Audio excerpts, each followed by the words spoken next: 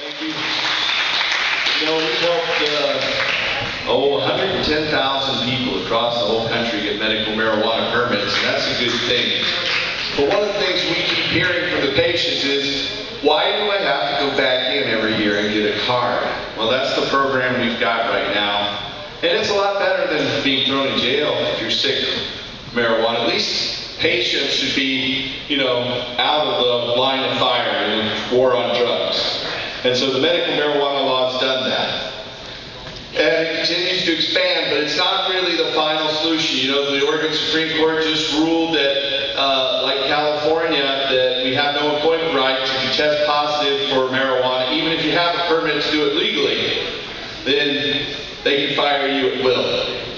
We're still having our kids taken away from us in court proceedings. We're still facing various forms of prejudice against us. And so really what we've got to do is end marijuana prohibition. Yeah. And when we do, we're going to restore industrial hemp at the same time. And so that's what our Oregon Cannabis Tax Act petition will do.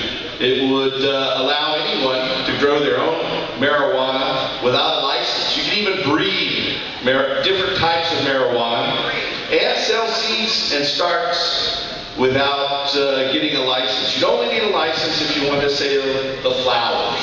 You'd sell them to adults. We looked at international treaties and implemented a system of controls that's mandated by these treaties, because treaties carry the same weight as the Constitution in judicial proceedings.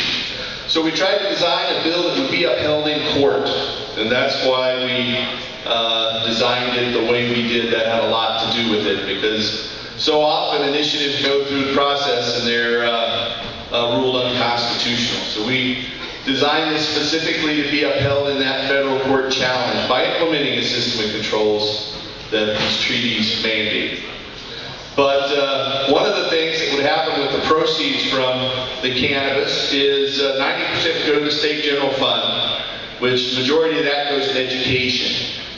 Then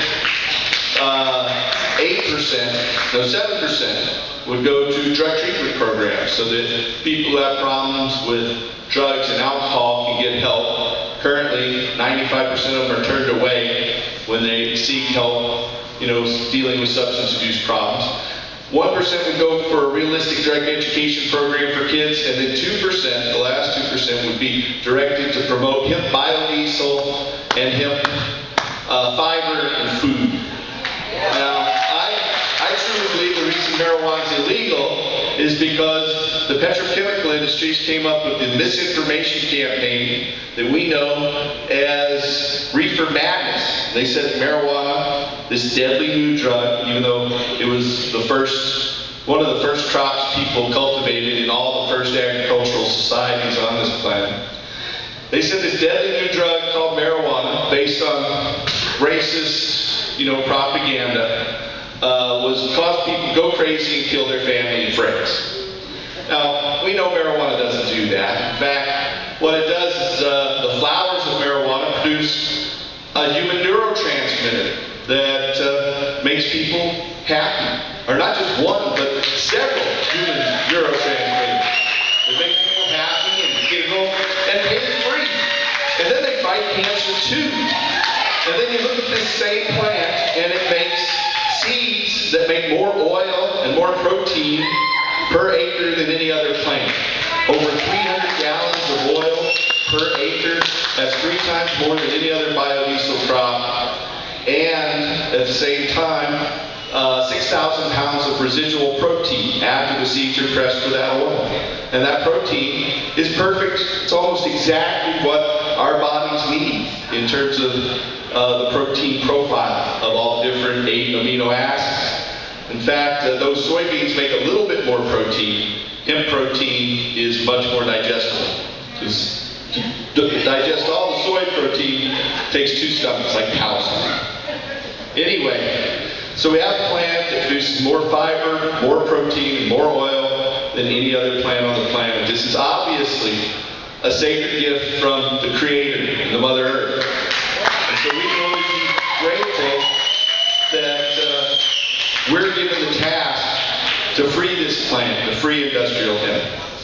And I think when we do, we're going to open up our economy for incredible new jobs. Once we start using hemp oil for cars, for biodiesel, we won't need as much petroleum. Petroleum is very toxic. You know, just imagine if the Exxon Valdez had dumped a load of hemp seed oil in the Prince William Sound there, 20-some years ago. That would have, it would have been nutrition for the environment. But the petroleum wiped out the environment. So we need to restore hemp, and that's what this petition will do.